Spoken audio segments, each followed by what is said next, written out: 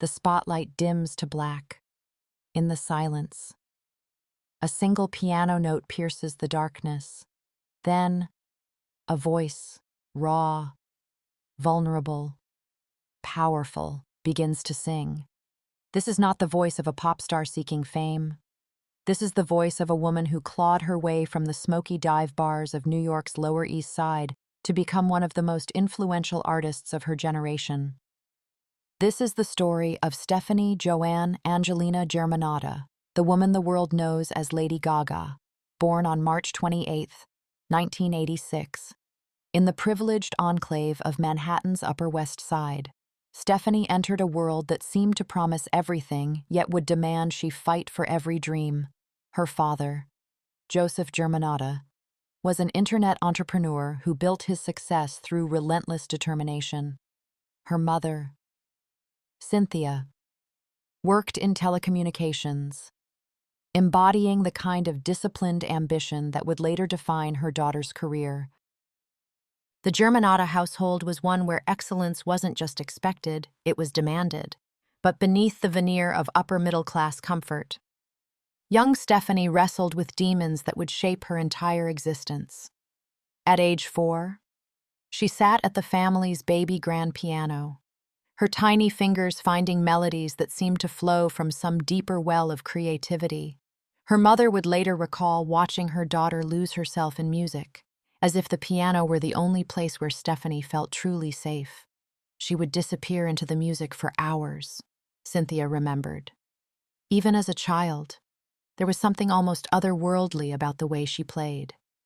The prestigious convent of the Sacred Heart became Stefani's second home, where she excelled academically while harboring a creative fire that couldn't be contained by traditional expectations.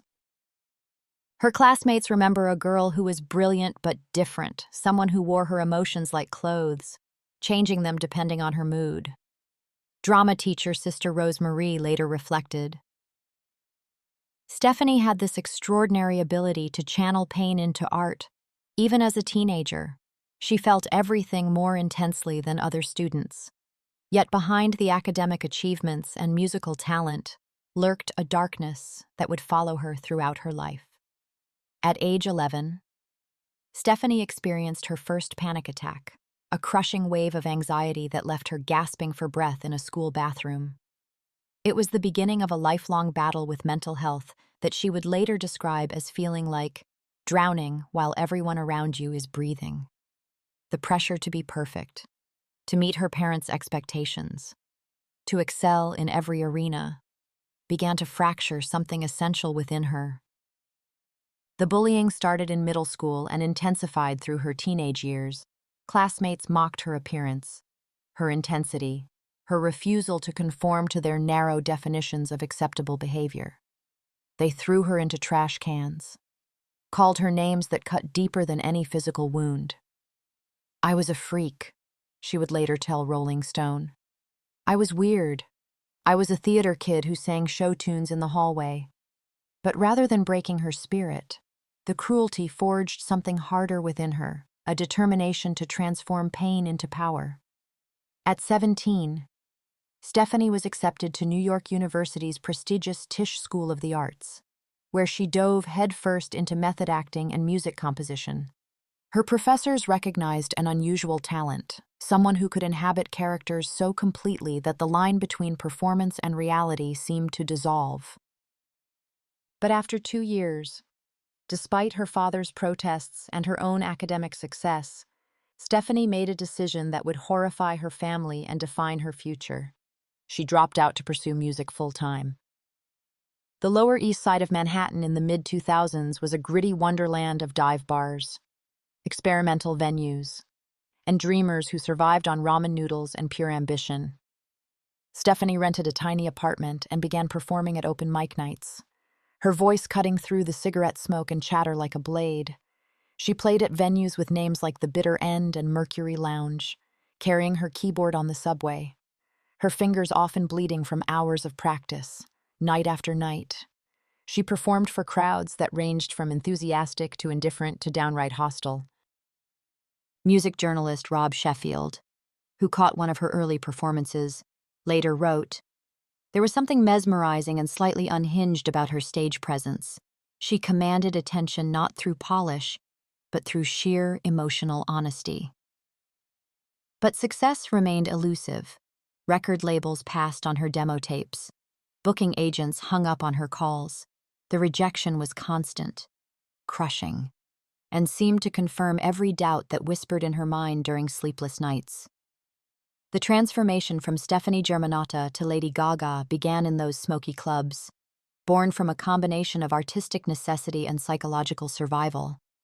The name itself came from a text message autocorrect error when a friend tried to type Radio Gaga. But it felt like destiny, a persona that could contain all the parts of herself that the world seemed determined to reject. Producer Rob Fusari, who worked with her during this period, later observed, "Gaga wasn't just a stage name. It was like watching someone create an entirely new version of themselves, braver, bolder, more unapologetic than the person she was off stage." In 2007, a chance encounter would change everything. Talent scout Wendy Starland spotted Gaga performing at a dive bar and immediately called producer Red One. "I found her," she told him. "She's weird, she's different, and she's absolutely brilliant." Within months, Gaga was signed to Def Jam Records. But the partnership was short-lived. After just 3 months, she was dropped, a crushing blow that might have ended a lesser artist's dreams. Instead, it only fueled her determination to prove them wrong. Akan discovered her performing backup vocals and saw something that others had missed.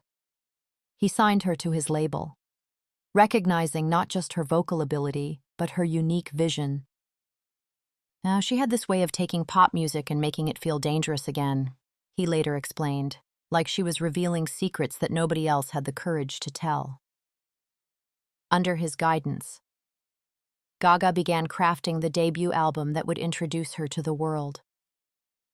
The Fame, released in August 2008, was less an album than a manifesto, a declaration that pop music could be both commercially successful and artistically subversive. The lead single, Just Dance, became an international phenomenon.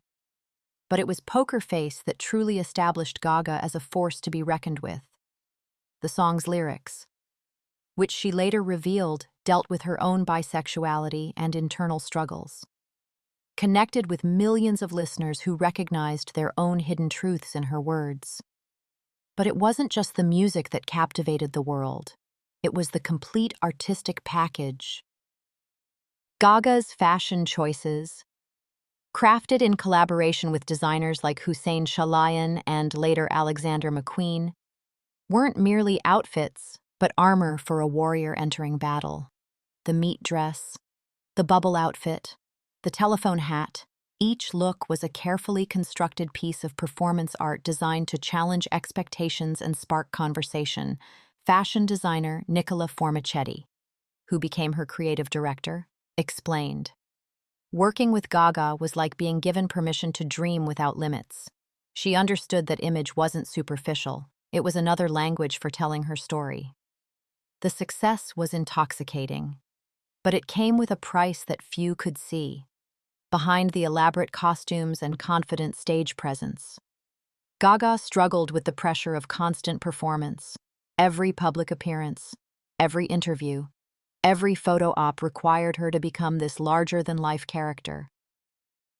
The line between Stefani and Gaga began to blur until she wasn't sure where one ended and the other began. "I would wake up as Gaga and go to sleep as Gaga," she later confessed. "I forgot how to be Stefani." The Born This Way era marked both her artistic pinnacle and the beginning of her most difficult personal period. The album's title track became an anthem for the LGBTQ+ community and anyone who had ever felt like an outsider. When she performed it at the 2011 Grammy Awards, emerging from what appeared to be an egg after a 3-day gestation period, she wasn't just putting on a show, She was demonstrating the painful process of rebirth that she herself was undergoing. Yet even as millions of fans found solace in her message of self-acceptance, Gaga was battling demons that threatened to consume her. The chronic pain that would later be diagnosed as fibromyalgia was beginning to manifest, sending shooting agony through her body during performances. She began relying on painkillers to function, a dependency that would grow into a full-blown addiction. Friends from this period remember a woman who seemed to be disappearing before their eyes, her body shrinking as her pain expanded. Her romantic life became tabloid fodder, each relationship dissected and sensationalized by a media hungry for scandal. Her engagement to actor Taylor Kinney seemed to offer stability, but the demands of her career and her internal struggles proved too much for the relationship to bear. "I loved him, but I couldn't give him the normal life he deserved," she later reflected. How do you explain to someone that you're fighting a war against yourself every single day? The art pop era in 2013 revealed an artist at her most vulnerable and experimental. The album, while critically acclaimed, marked a commercial decline that sent shockwaves through her team and fan base. Behind the scenes, Gaga was struggling with bulimia, depression, and the growing realization that the persona she had created was slowly killing the person she really was. Longtime collaborator Red One noticed the change. The joy was gone. She was going through the motions of being Gaga, but the light in her eyes had dimmed.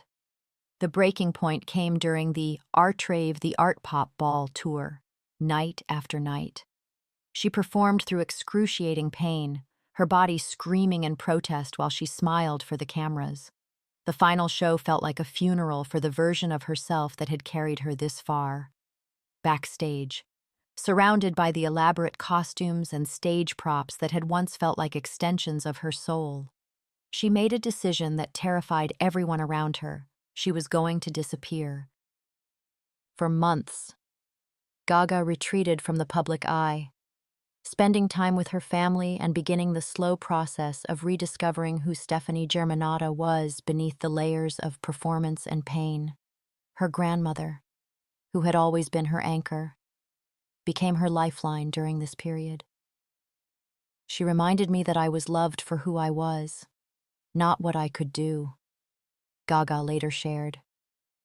That was a lesson I had forgotten somewhere along the way. The collaboration with Tony Bennett on Cheek to Cheek in 2014 marked the beginning of her resurrection, working with the legendary crooner, who treated her not as a pop curiosity but as a serious artist, helped her remember why she had fallen in love with music in the first place. Bennett, who had worked with everyone from Frank Sinatra to Amy Winehouse, saw something special in Gaga. She has the gift of vulnerability. When she sings, you believe every word because she's lived every word. But it was her raw, stripped-down performance at the 2016 Academy Awards that truly signaled her return.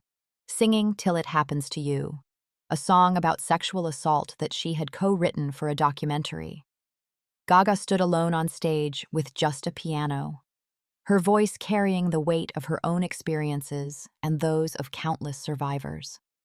The performance was devastating in its honesty, and when she finished, the standing ovation felt less like applause than a collective exhale of recognition and healing. The revelation of her own sexual assault, which she disclosed during this period, added another layer to the public's understanding of her artistry. The pain that had fueled her music suddenly made sense in a new way, her father, Joseph, later admitted. I wish I had understood then what she was carrying.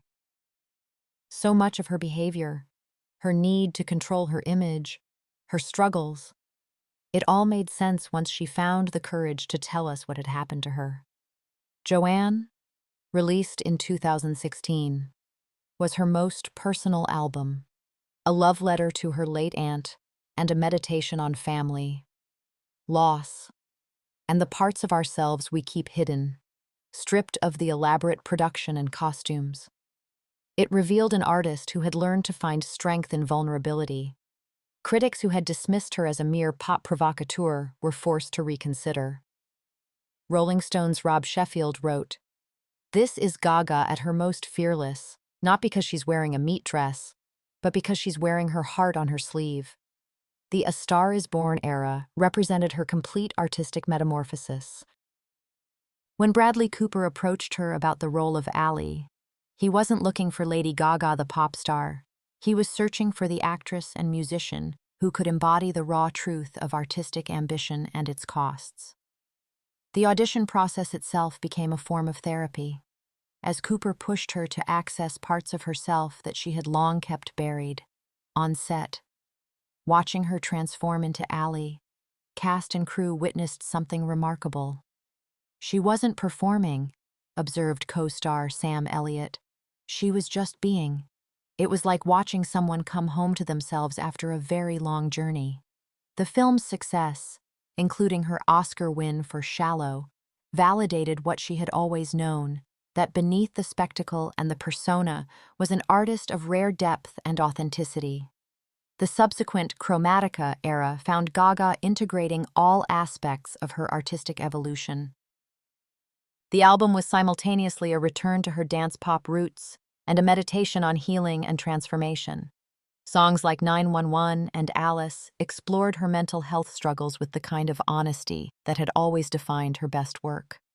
While tracks like Rain on Me with Ariana Grande celebrated the joy that comes from surviving your darkest moments during the Chromatica Ball tour, fans witnessed an artist who had learned to carry both her pain and her power with equal grace. No longer was she hiding behind elaborate personas or trying to shock for shock's sake. Instead, she was offering herself, all of herself, to audiences who had grown up alongside her journey.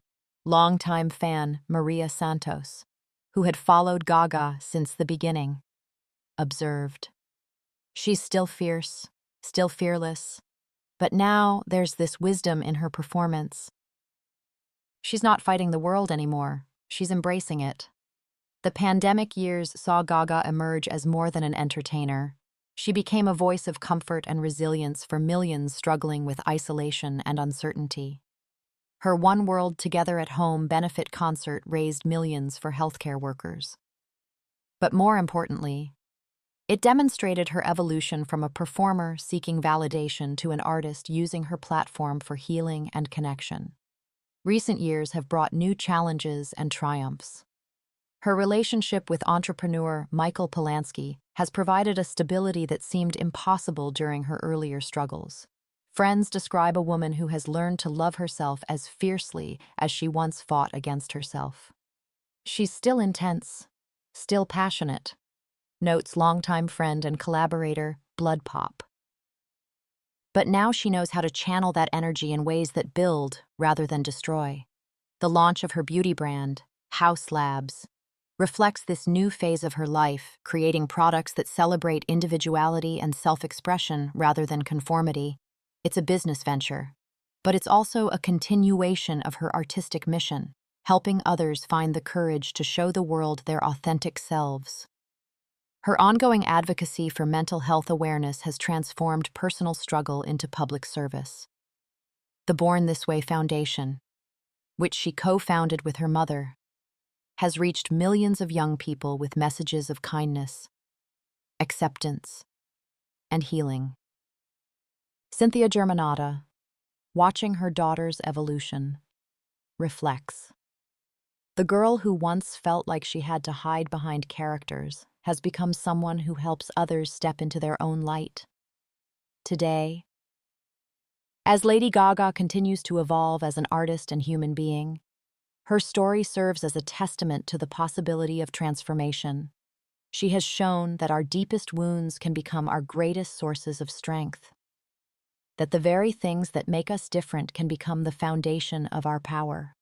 Standing on stage now, whether she's performing Bad Romance for the 1,000th time or debuting a new ballad that strips her soul bare, Gaga embodies a rare kind of courage, the courage to be fully, unapologetically human in a world that often demands perfection.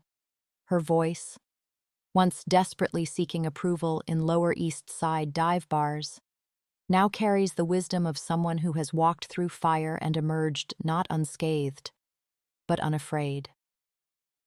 The girl who was once thrown into trash cans by bullies has become a beacon for millions who have felt discarded by the world. The young woman who nearly lost herself in the pursuit of fame has found a deeper kind of success, the knowledge that true artistry comes not from hiding our imperfections, but from transforming them into something beautiful, in the end. Lady Gaga's greatest performance may not be any single song or role, but the ongoing act of becoming herself, messy, magnificent, and utterly irreplaceable. As she once sang, she was born this way, but she had to learn what this way really meant. The journey from Stefani to Gaga and back to a synthesis of both has been painful, public, and ultimately profound. The spotlight that once seemed to burn now feels like warmth. The voice that once cried out in pain now sings with the knowledge that every note matters, every breath has purpose, and every story, no matter how broken it begins, has the potential for a beautiful ending. This is Lady Gaga, not just born this way, but reborn, again and again, each time a little braver, a little more herself,